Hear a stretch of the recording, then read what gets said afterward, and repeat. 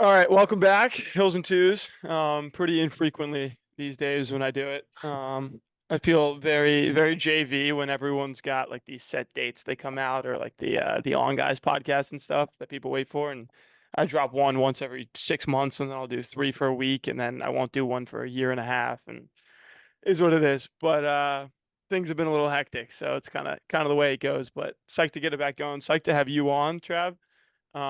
This is awesome. I think you're one of our more accomplished and esteemed guests. Kind of in that context, a little bit less of a joke podcast and more of someone that people want to learn from or should want to learn from. So I guess I to appreciate it. just give you a bit of an introduction, you're three times Team USA. Am I Yeah, correct there? Four Olympic trials, for Olympic which trials. is Yep. the kind of longevity that we can only pray for in this sport. It's crazy. Yeah. Um, New Jersey legend, member of the Temple Hall of Fame, right? Yep. And I'm going out on a limb, and I'm going to assume maybe at least in the modern era of track, you might be the only, Temple professional runner, but I could be wrong there. Um, there was a really good girl, Spanish girl that came in after me, I believe. I don't know if she ran I think she ran post collegiately for a bit, but not positive on that. Gotcha. That's it's always a big thing with like all these CBA alumni is we try to go through and see who's got the alumni records. Okay. So we're getting there. We only got one now. We're trying to get the mile one, but got to run a mile to do that. What's the CBA alum mile record Whatever Tim Gorman ran to make the US final. I don't know what it is, but in he the made the 1500? 15, yeah, the 15 final. I Yeah, know he broke four. I think he ran around 357 maybe. Back when that was like what 352 is now. yeah, Um, probably. I'll go with that as well since my PR is from back in that era as well. yeah, I can't wait to tell my kids someday like, no, I actually used to be fast. I know it doesn't look like it now, but I Yeah. used to be fast. Or even like So, the new college recruits we'll train with. They'll be like, "What'd you run in high school?" I'll be like 410, but that's not what that means now, you know. yeah. Brother, I didn't break 420. I ran 420, 422 for 1600 meters and 916. And I don't even know if that'd get me recruited anymore. Yeah, that's what I was saying. I was like, I would have, had to go to a low level D1 school and maybe try to go in the transfer Yep. portal or something like that, with Yeah. times that, were national caliber at the time, not that long ago. It's kind of crazy. Yeah. Yeah. No, if you were, yeah, I mean, when you ran 410, that was a big deal. Like, Yeah, it was like, oh yeah, my I God, remember. I Yeah. was like, I'm gonna break Yes. four, not realizing how hard that was, Yeah. Yeah. running my mouth Immediately about that. jump. But I guess to give you a little further introduction to those who don't know, could you maybe list some of your PBs for everyone, and then kind of also talking about how you were a steeple focused athlete. I remember finding the Urban Steepler Instagram account when I was like 15, getting into the sport, and I was like, that's one of the coolest usernames I could see. Yeah, I'm still hanging on to it. But that goes back to my Temple days. We didn't have a steeple pit. Um, didn't have barriers, nothing like that to practice on. And there's like a video out there, an old YouTube video of me running around like Philadelphia and just jumping over stuff like that. And that's truly what I did. Which is also like makes you think it's like, oh, why are all these kids running so fast? And like that's what I did in college versus like what kids are doing nowadays. Um, but yeah, PBs across the board ran 357 in the mile, 741 for 3K, 1319 for 5, and 819 for the steeple. So, but the steeple has always been my primary focus. The mile, 3K, 5K, all set at BU. So, which suited me really well indoors before transitioning to the steeple outdoors. And then, yeah, I had great longevity in the sport. It's probably been like my biggest talent, I guess you can call it. And I ran my first USA champs in 2011, and my last one was last year at the 2024 trials where I ran both the steeple and the 5K.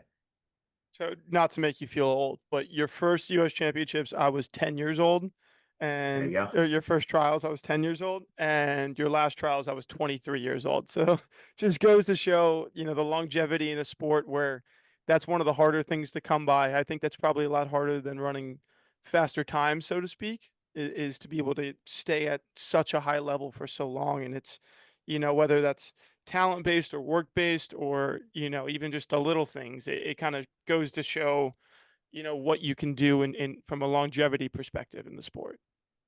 Yeah, definitely. I think at first, like, as anyone always puts like these big lofty goals, it's like once you get to professional scene, it's like, I want to make a team. I want to make an Olympic team and I want to make a world team. And, I think after probably my third trials, I kind of shifted the focus a little bit this last stretch. I was working, I was still fully invested in my own training, but it wasn't necessarily as much of a priority.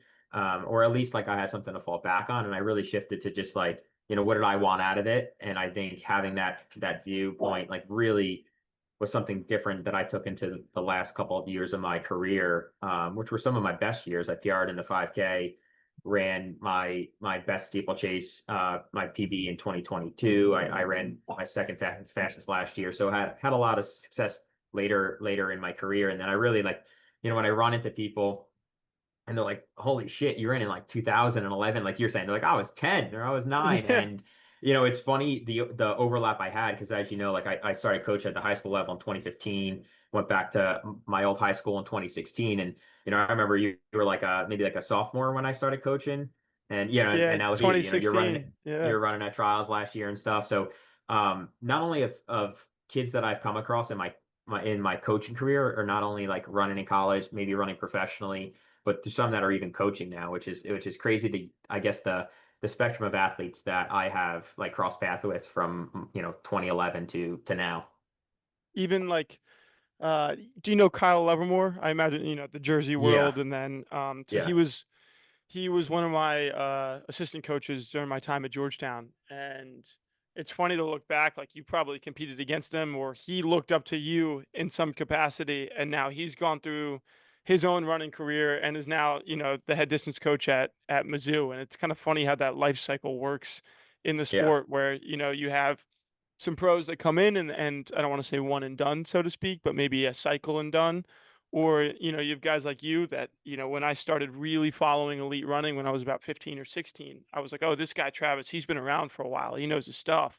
And then, 10 years later, you're still doing it at an even higher level, and yeah, it's really cool to see, guys that stick with it. Cause I mean, better than anyone. And I know on a smaller scale, how, for lack of a better term, how brutal the sport can be, on the yeah, body, obviously, but even more so on the mind and kind of in those ebbs and flows. And, the ability to stay committed and to, keep chasing whatever those goals are personally, I think is something that you can't really teach anyone. It's just something that you're kind of born with to make it go. I think a lot of people hang up the spikes a lot earlier than they should.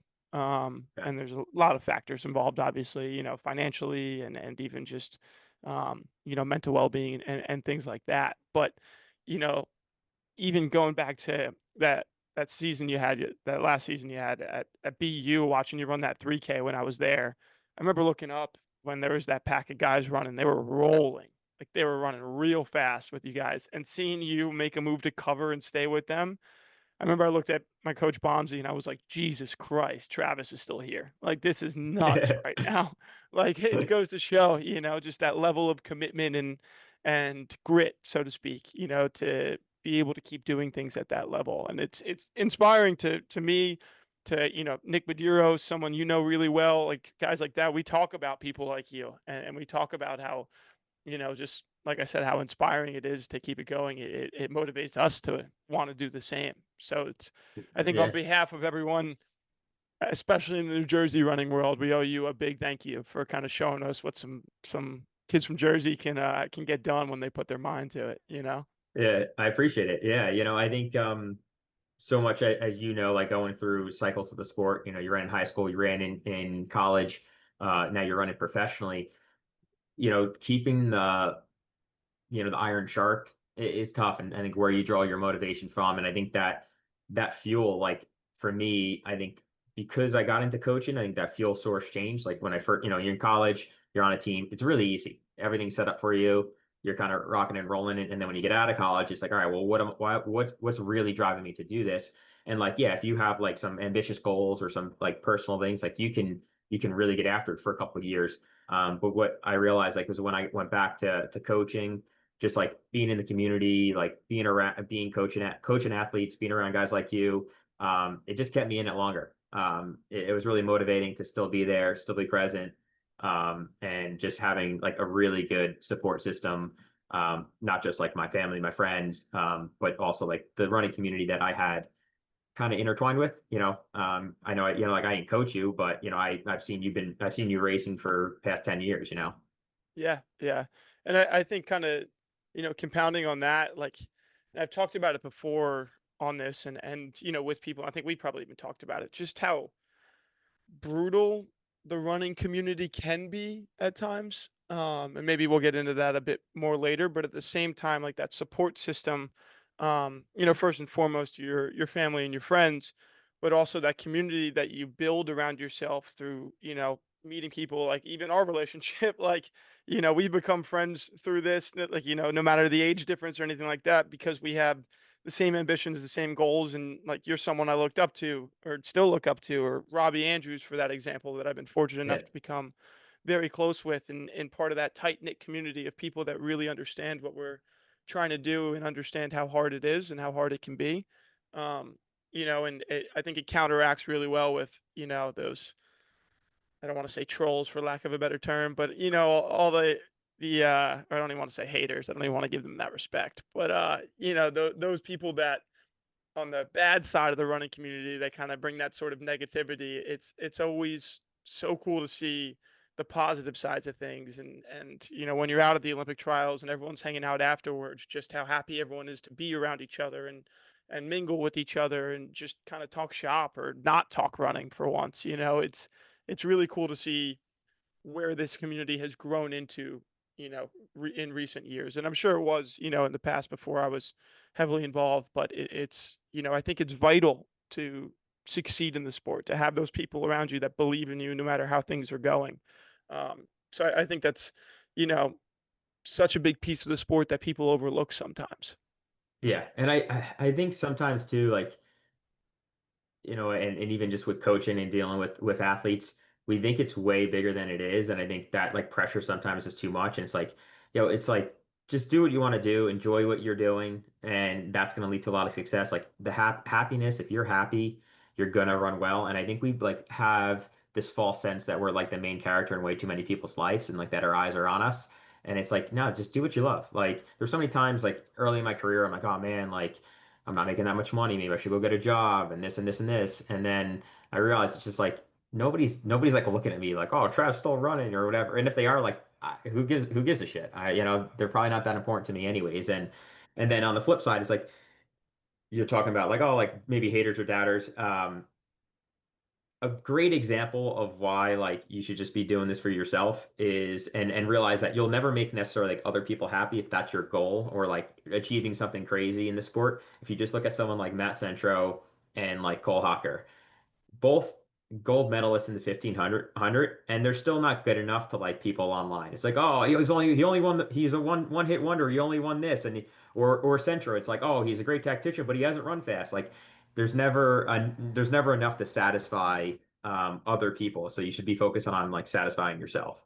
Yeah, and So we were even talking about that the other day when we were warming up, yeah, like those two examples specifically. And I think yeah, that's, a big thing that I struggled with definitely early on. I think I can safely say I was the most hated New Jersey high school runner during my 4 years running in New Jersey high school. And I think a big piece of that was because I played into it, because I looked yeah. around and I'd see the things online and the Instagram hate pages and the dudes on Let's Run saying that CBA guys will never pan out. And even to this day, people that I'm not going to say names that that on Fair. I mean, Instagram.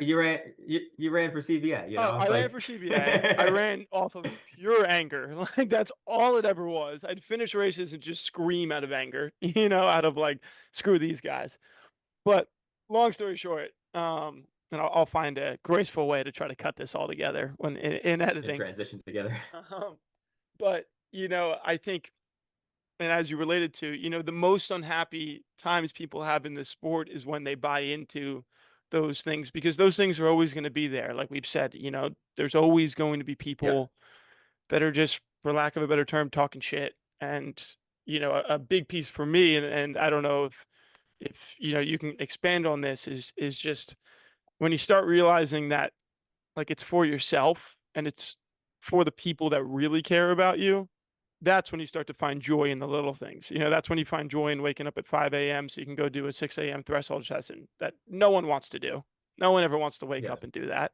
Yeah. But those are the moments that you find joy because you're working for something, that's yourself, but also a little bit bigger than yourself. Your loved ones and the support community that Yeah. you've grown around you. And I think that's something that I imagine you've found a lot of success in, given your general success and your longevity. But I don't know if you have any experience with that. Yeah, I mean, I think so much of it you need to be focusing on yourself. Like when you see a lot of these high school kids or pros, like whether it's the training, whether it's the race selection, there's so many options and there's so many paths to be successful. And you really need to buy into yourself and what you're doing, and the path that you're on, because it's different for everybody. Um, and I think everyone gets caught up sometimes of just like looking out too much, to these external things that don't matter. Like obviously the external things of like your family, your support, your coach, teammates, things like that, fantastic. But a lot of times I think everyone probably at one point finds themselves looking to like an external point of view and almost creating some false realities that aren't true. Right? It's like, yeah, there might be people like that, like you're saying when you're in high school, like talking shit, but I bet you started creating some like false realities that weren't real, like that, like everybody hated you or like it was bigger than it was. So I think a lot of times you have to just ignore that external negativity, or because half of it's probably going to be created or exaggerated in your own mind, and just focus on like yourself, your own path, what you're doing, getting the most out of like the talent and the gifts that you were given in the situation that you were given, um, and be happy. And then that starts to snowball, and you'll have a lot of success. I think nobody will probably leave this sport like completely satisfied. They probably always want more. It's just the nature of us as runners and the nature of our sport.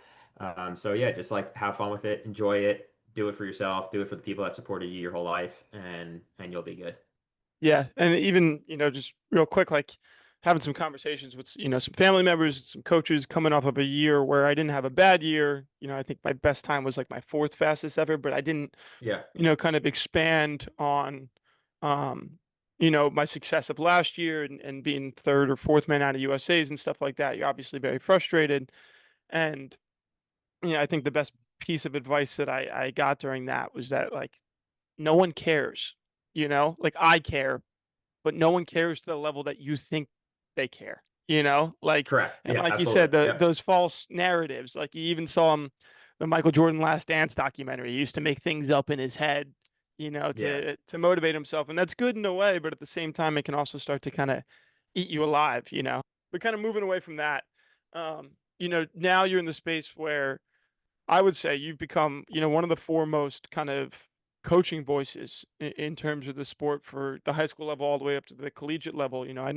I know plenty of successful collegiate and high school runners that check in on your stuff, on your videos, and your philosophies, and kind of compare them to their own in order to tweak and stuff like that. So how has that been for you, kind of transitioning from full-time professional runner to the space that you're in now?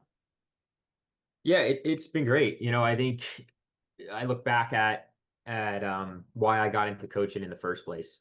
I was a pretty immature kid, freshman till senior year, both like mentally and physically. I was a late bloomer, but I just had some like really good coaches that had such like huge impact on me, and I was very fortunate to have a lot of like effect from like Gags. So Gags was my coach at NJNY, but he also coached one of my high school coaches. So I kind of had that influence even in high school, which it was like separate maybe from just the training itself and more about like the mind. I remember how powerful that could be early on. I learned a lot of lessons from that from my high school coach. And now, I coached at high school for a long time. I was fortunate to, run under Coach Gags. I ran under Tom Nohilly, John Troutman, ran under Ben Thomas for a little bit. So I just had like a lot of experience, under a lot of coaches for a long period of time, and also cross paths with a lot of like really good athletes, and then also try to put that into practice as a high school coach for the last 10 years. So I'm not a high school coach anymore. I'm working full time. So this was like a path to still coach. But then also I was like, you know what, I actually really enjoy putting out this content. It feels like it's resonating a lot with um, runners of all levels. I get DMs from parents. I get DMs from like other pros, former pros. and just like the lessons that I've learned. And I think a lot of the lessons that I've learned is maybe why I had such longevity in the sport. I feel like I did get a lot out of the talent that I was given. So yeah, just anytime essentially now, I pumped out a lot of stuff in terms of training, but also a lot of stuff on the mind. And now, like when I go out on runs, workouts, or whether I'm dealing with something with a kid I'm coaching, if there's like friction point, it's like, all right, well, let me make a video about this. Maybe make a topic so that this can help other athletes, coaches, deal with things. So yeah, it's been great. I've had a lot of good positive responses to it. I'm trying not to be too clickbaity online, as a lot of run influencers are, and just give good sound advice, both from the training side of things, but also from like the mental side of things. And I will say, as a fan of the sport, it's been incredibly refreshing to see. I don't want to call you a running influencer, but see someone Yeah, with an online presence, giving advice to people, and especially, the young demographic that listens to pretty much anything that anyone says. Um, yeah, and it not be this clickbaity, cringy influencer, kind of content, but even more so, actually be right and science based and experience based. Because too frequently I feel like I go on Instagram and it's someone that's has run a 5 hour marathon and is like, this is what you're doing wrong with your training. Read the caption and it's 10 pages and it's yeah. this, and they're all wrong. Like every single thing is wrong. Anytime I meet someone, that's getting ready for a marathon or something, and they're like, yeah, I'm doing this. I'm like, I don't want to be the guy to tell you, but like, I just stop listening to these guys, and I actually show people your account all the time. Like, this guy knows his stuff. Like, listen to him. I, Don't listen to the I've guy that started running a I've year ago. it's so hard for me not to just comment on so many of these I people's do it all the posts. time, It's and I wake up. insane. I'm like, it's like a guy started running last year and he's like, Yeah, no, don't fuel on any of your long runs for a yeah, marathon. Or like, do this speed workout, 8x800 at marathon pace. Like, brother, that is not a speed workout. yeah. That is, yeah. Um, I even thought about like just making just like a secondary account where I just have people Just send troll me people. run influencer advice, and I'll just like talk over it and explain why this is wrong and what they need to be doing. But I'm like, That's I a don't want to spread great negativity. idea. I'm trying to be a positive influence. It's so bad. Yeah. I, I have a bit of insomnia, I would say. Real tough time falling asleep at nights, and you end up just going through your phone and stuff like that. And Yeah. so many times I'll just drop comments and just be like, "Why is anyone listening to you?" And then I'll wake up in the morning and I'm like, "Probably delete that." It's just that's not good. I probably shouldn't do that. Like it's not a good look for me as someone that's still in the sport, but it is very, very Yeah. frustrating, to see from that perspective. But like I said, it's very refreshing and a great learning experience to see. Like I've learned myself from a lot of the things that you've posted and talked about, which is you know been great. But kind of transitioning forward, and I think this is a little bit of a taboo subject, and I'll be careful about what I say, and I assume you will too. But I was reading through some of the comments on one of your recent videos talking about high schoolers getting a lot faster these days, and someone asked you Yeah. about, do you think high schoolers are doping and things like that? And this is something that you and I have talked about, recently. But I will say, and I don't know if you can vouch for this or not. Obviously, the professional level, doping to some extent is incredibly prevalent, and like we've discussed before, Yeah. it doesn't necessarily mean it's Lance Armstrong doctor focused doping, but it's crossing the line well beyond anyone should, and at least from my collegiate experience, and this might get me in trouble, I think the prevalence of doping to some extent in college is exponentially larger than anyone thinks it is. And I was curious what, your thoughts on that kind of whole subject are, from the professional level down to the high school level. Because I think at the high school level, if Yeah. anyone is, it's the parents' fault. There's no 17-year-old boy going out there buying, like going to a pharmacist trying to get these substances or black market. But in college, it's a hell of a lot easier, to do so. I got a lot of evidence on my phone of specific people at specific high level schools, and it's their friends telling me like this kid's taking Viagra before a race to boost his testosterone and stuff like that, and telling me what school he goes to. And I'm like, buddy, it's so easy for me to go on the roster and see that this kid went to high school with you, and I can find out who that kid is real easy, and Yeah. it's little things like that Yeah. where you see kids pushing limits. But I was curious kind of what your thoughts are, on that subject from the high school to the pro level, being someone that undoubtedly has raced against, you know, juicers, so to speak, people on Yeah, stuff. I think let's start at the high school level. Let's start at the high school level because I think we'll start there and work up. I couldn't Ease believe our how many way people in. commented, and it was almost always. I think I probably got like 6 or 7 comments that said like, "Oh, the high school kids are doping," and I think only one of them was a high school kid, and the rest were like dads. And I'm Yeah. like, "Damn!" And it's dad's Like unhappy that their crazy, kid crazy their that these kid's not adults as are good. accusing that. Yeah, Yeah. It's yeah, brutal. it's like, no, your kid's not running 205 and this kid's running 146 because he's doping and your son's Yeah. not. Yeah, so high school level, I don't think it's any different than what it was, say, 10, 15, 20 years ago. If there was a small portion doping then, there's a small portion doping now. But and the reason I don't think that is um who would be involved, and money needs to be involved. And like, oh, NIL deals are fantastic, but at high school level, for a majority of people, it's not life-changing money. And I don't think parents are going to get on board, and a high school coach getting paid $4,000 a season is going to get on board with a kid going through an actual like doping regimen, or like going down and abusing pharmaceuticals. If you're, so I don't think it's doping at the high school level. I really think kids are just training at like kids are training now probably more elite than what I was in college, now at the high school level. So I think that's the big thing. And then when you go to the college level, yeah, now there's more money in collegiate sports. So I think maybe what was formerly what professionals in terms of the doping are maybe now at the college, because it's just as lucrative now. You can get NIL deals and you get these big contracts that are of big value. So um, and then at the post collegiate level, I don't think the game has changed from a post collegiate level over the past decade or 2 decades. I think we saw it with like the Salazar and the Dr. Brown situation. I think in the U.S., I still think maybe the pharmaceutical system is being kind of abused, to be honest. Like whether Absolutely. that's prescription medication, whether that's thyroid medication, TUEs, things like that. So, and again, but the thing is that's not illegal. Yeah. We can sit here and debate whether that's ethical or not, but it's not illegal. So, yeah.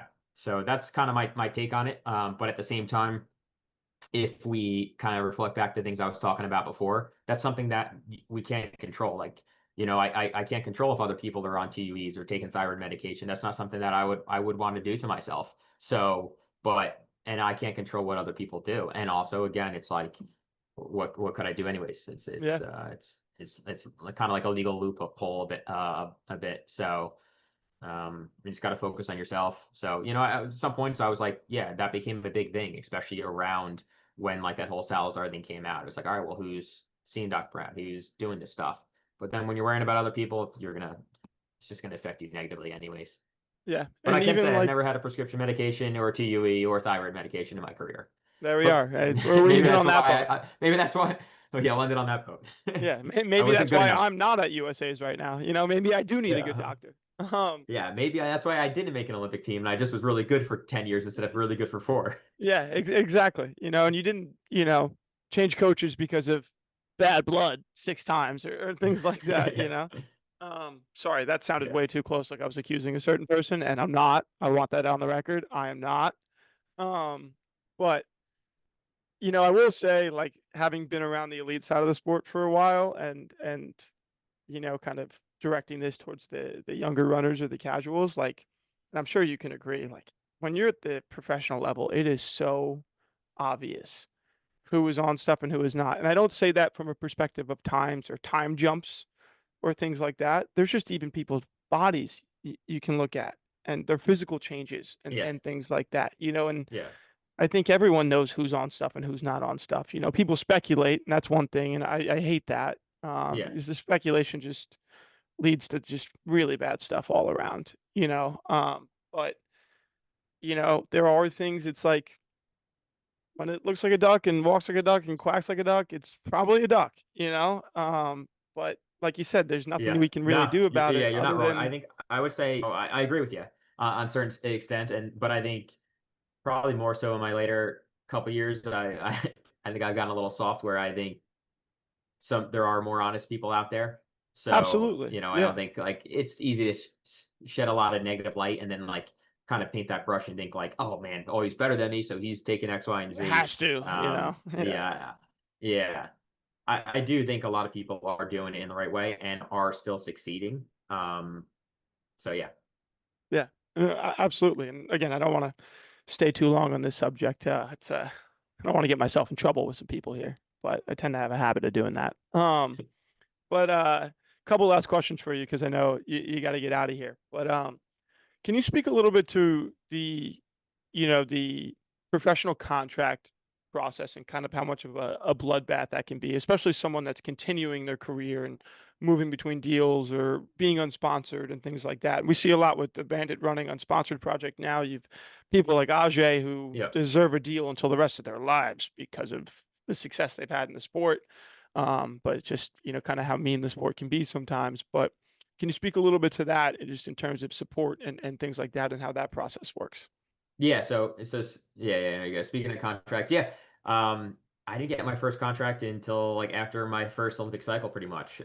Mine was very bare bones. I would say if you are looking to run professionally or you have the opportunity to be searching around for contracts, a lot of times the newer brands or the brands that are deciding to pump more money into the sport in that moment, it's about like striking when the iron's hot. Like if you can get in and get a contract when like Hoka was first coming on board and getting money into the sport, like which I kind of overlap with.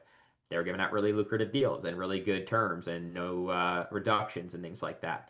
Um, but I think it's shifted a bit now too. In terms of like the influence you have, the followers you have, like that was not as big as just, hey, what are you running, and things like that. So yeah, it's really challenging. I think people don't understand how challenging and difficult it could be once you leave college or run professionally. Not only are you on your own with a lot of things, but even if you get a contract, a lot of these contracts, unless you're a really big name, are short duration. So like they might be a year contract, and that contract might expire on USA is usually the last week of June, second to last week of June. And for a while there, I was on a 1 year contract, and my contract would expire July 1st, and Mhm. USA's would be the week prior. And either I was making the final, place in X, running X, or I was not getting paid the next year. Mhm. So it could be challenging. I think it's gotten to a lot better of a place than when I first came out and when I was getting a contract. There's a lot of money in the sport. I think I think for a few reasons. I think a lot more athletes, a lot more eyes on. Social media has played a huge game with it, and I also think all these shoe companies now selling these really high ticket items like the carbon plated shoes, right? You're selling 250, $300 shoes. Your margins Yeah. on that's probably fantastic. And They have more money. More of the everyday person is buying those type of shoes. They have money to spend, so I think it's in a much better place. But it could be really tough. It could be really challenging. All the major brands still probably have um, contract reductions in there unless you're taking a lower deal. I'll use an yeah. example of Don Cabral. So Don Cabral, two-time Olympian in steeplechase. He was the American collegiate record holder in college. And that year, that was an Olympic year, is our senior year, me and his senior year of college. And won NCAA's, broke the American collegiate record, was at trials. He signed his contract between rounds. So you have the Mhm. first round of the steeplechase, and you usually have a day to 3 days off, and then you have the second round of the steeplechase at Olympic trials. He ran, negotiated a contract. He signed a contract that was betting on himself. He was offered like, hey, here's a $50,000 contract. It does not matter if you make or do not make the Olympic team. Here's a $100,000 contract, but if you don't make the team, you're making 25. Yeah. And he really like Yeah. kind of bet on himself in that scenario. So it could be really challenging. It could be really tough. I would say something that people, if you are in the space, is like definitely like shop around. Um, Definitely push. I would say most agents in the sport want to maintain their relationship with the shoe brand and the marketing director from that shoe brand. than they are worried about delivering you the best possible contract. Um, so I've loved to see like people like Parker Valby where they're just using, I think her dad's a lawyer. Yeah, Yeah. he doesn't give two shits if like, New Balance doesn't like him in a couple of years because he's not reliant on getting more contracts from that shoe brand for future athletes. Um, so that's really tough, and it's a really tough battle because a lot of times too uh, these agencies and agents will bring to the table multiple athletes, and a lot of times someone's getting the short end of the stick. It's like, all right, I can bring you in this other athlete for a little bit cheaper if you do this for this athlete. Hmm. So And you got to I've be seen that a careful in lot. who you select.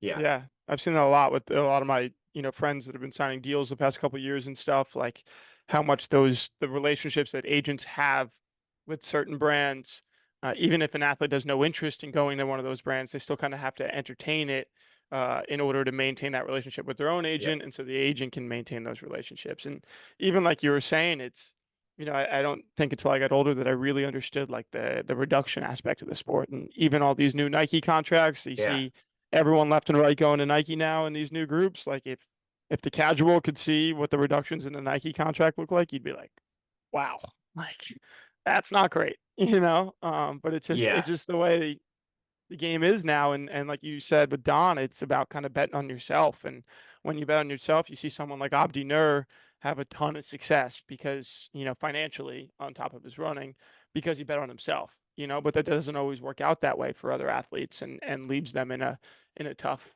um position. So hey guys, you now, if you're watching the video version, you see that it's a little bit different. I'm laying in bed now. Sorry for that abrupt ending with Travis. We were having some connection issues. My power went out, so my Wi-Fi kept cutting, and we couldn't quite figure it out. And then Travis had to run. But hope you enjoyed a pretty insightful, episode with Travis. A good interview with him, I think, in the sense that he's a guy that young runners especially, but any runner could learn a lot from a science training perspective, but also from a career perspective. And, if you don't know who Travis is, and this episode didn't give you a great kind of background on him, he's well worth, looking up if you're a fan of the sport. But I figured if you made it this far, I guess you care enough for a little bit of an update as to kind of where I'm at, where this is all at. So just finished up my first year on the pro circuit, racing post collegiately. I would say it was an average year. It's definitely wasn't a year that I'm content with or happy with or anything like that. A lot of 147s, a lot of competing for wins in races that went out pretty slow. Didn't really find myself in a lot of situations where, we had a hard enough first 400 to run something pretty fast, but at the end of the day, I've always been a guy that does this because I like racing, not because I care about times. I know the value of times, and times is how you make money in this sport. But at the end of the day, I'm proud of my racing this year against higher level guys more consistently than my collegiate experience. Um, that being said, I'm really excited for the next year. I think I learned immensely, and we're changing up a few things and heading out to Flagstaff for the fall, which will be, my first real stint at altitude. So I'm hoping that could be helpful. And as for all this, I'll be out there with Abel Tefra, so hopefully we can get some good content for you guys.